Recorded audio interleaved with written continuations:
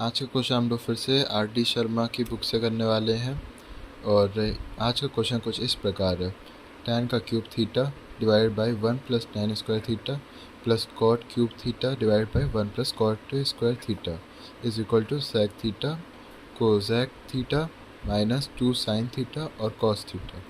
और ये एक्सरसाइज 11.1 का 37वां क्वेश्चन है। तो इसको हम लोगों को इसको प्रूव करना है इस आइडेंटिटी को। तो पहले हम लोग लिखेंगे, हम लोग जानते हैं कि 1 प्लस tan स्क्वायर थीटा की जो वैल्यू होती है वो sec स्क्वायर थीटा के बराबर होती है। तो पहली लाइन में हम लोग लिखेंगे LHS डैश, फिर उसके बाद हम लोग क्वेश्चन कॉपी कर देंगे या ना भी करें तो कुछ फ़र्क नहीं पड़ता है, divided by sec square theta.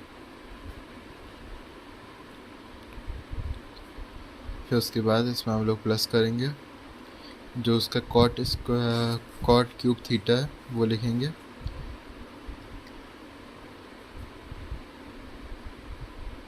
Divided by cosec square theta.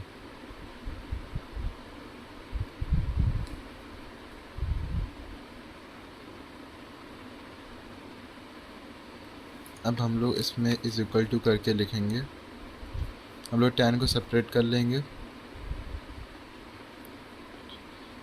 और उसमें हम लोग लिख देंगे 1 अपॉन sec स्क्वायर थीटा।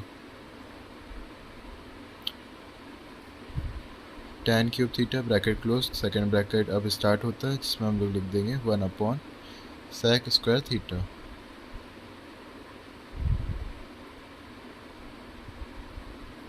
और ब्रैकेट अब यहाँ पे क्लोज होता है plus cot cube theta bracket close, और दूसरे ब्रैकेट में अब हम लोग लिखेंगे 1 अपॉन कोसेक स्क्वायर थीटा।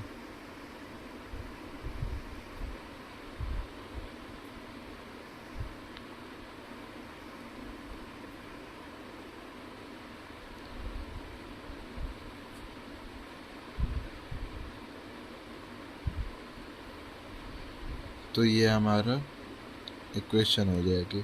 इसके इसी को हम लोग कंटिन्यू करेंगे। यहाँ पे हम लोग tan की वैल्यू रख देंगे और sec की वैल्यू रख देंगे। तो tan की जो वैल्यू होती है वो होती है sin अपॉन cos। तो इसमें हम लोग लिखेंगे sin का cube theta divide by sec का square theta divide by cos का क्यूब थीटा, और इनटू cos स्क्वायर थीटा, क्योंकि 1 अपॉन sec स्क्वायर थीटा की वैल्यू cos स्क्वायर थीटा होती है, उसका रेसिप्रोकल करने पे ये वैल्यू हो जाती है। अब इसमें लिखेंगे plus cos cube theta divide by sin cube theta divide by sin cube theta.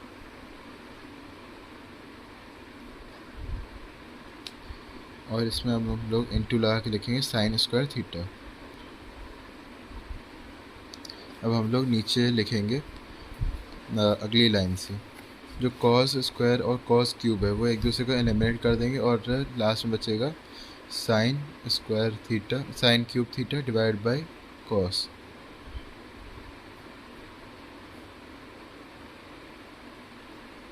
Plus cos cube theta divide by sin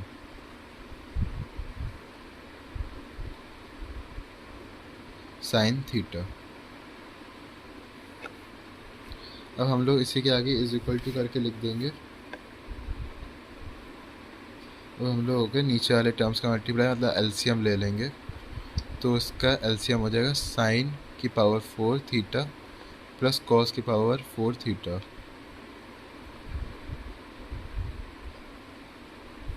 divided by cos theta sin theta.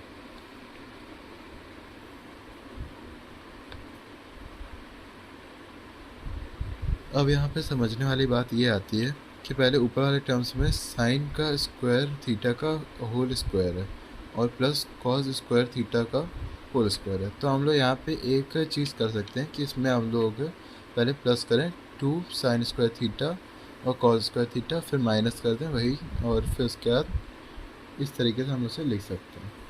फिर नीचे वाली लाइन पे हम लोग लिखेंगे साइन स्क्वायर थीटा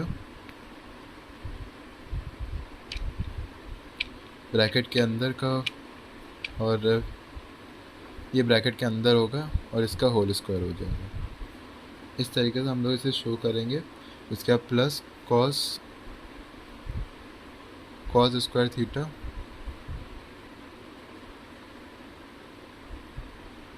और इसका whole square हो जाएगा, ब्रैकेट के अंदर होगा ये भी।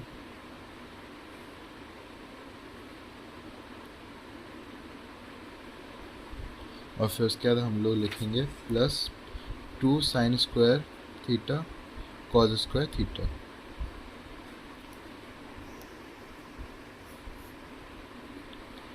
फिर उसके बाद हम लोग आगे से माइनस कर देंगे, -2 sine square theta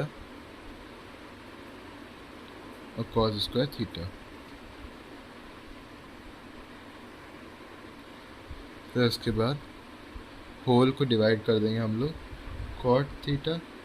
cos theta और साइन थीटा से।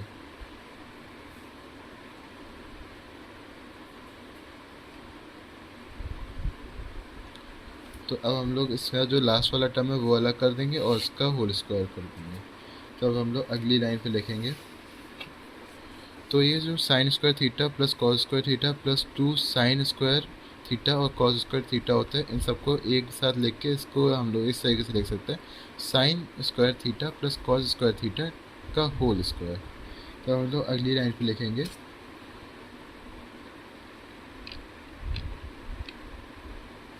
Bracket sine square theta plus cos square theta का होल स्क्वायर। उसके बाद माइनस कर देंगे,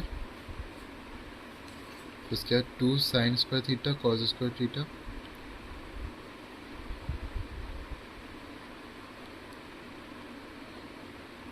अब दोनों को ही हम लोग डिवाइड कर दें कॉस थीटा और साइन थीटा से,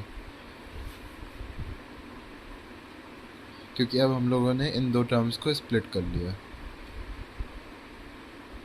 कॉस थीटा और साइन थीटा से दोनों डिवाइड हो जाएंगे।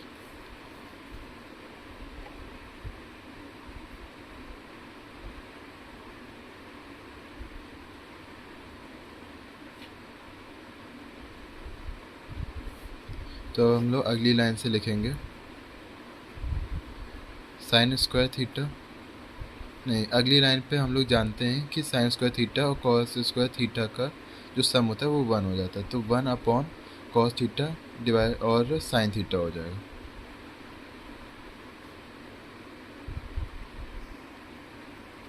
अब आगे लिखेंगे -2, क्योंकि यहाँ पे साइन और कॉस नीचे पहले से ही है तो ऊपर के स्क्वायर को वो एलिमिनेट कर देंगे और यहाँ पे बचेगा साइन थीटा और कॉस थीटा, 2 साइन थीटा और कॉस थीटा माइनस में। तो हमारा एक टर्म आ चुका है जो हमें आइडेंटिटी में प्रूव करना है, और दूसरा टर्म हमें लाना है। तो हम लोग अगली लाइन पे लिखेंगे, क्योंकि हम लोग जानते हैं कि ये 1 अपॉन कॉस थीटा और साइन थीटा, ये 1 upon cos theta into 1 upon sine theta को की तरीके से लिख सकते हैं, जो इसकी वैल्यू हो जाएगी सेक थीटा और कोजेक थीटा। तो हम लोग यहाँ पे डायरेक्टली लिख देंगे सेक थीटा और कोजेक थीटा।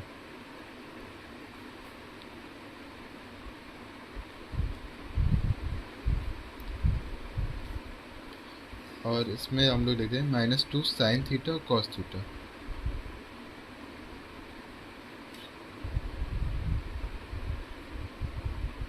और अब हमारी आइडेंटिटी प्रूव हो चुकी है, तो हम लोग नीचे अब लिख देंगे now LHS is equal to RHS, hence proven.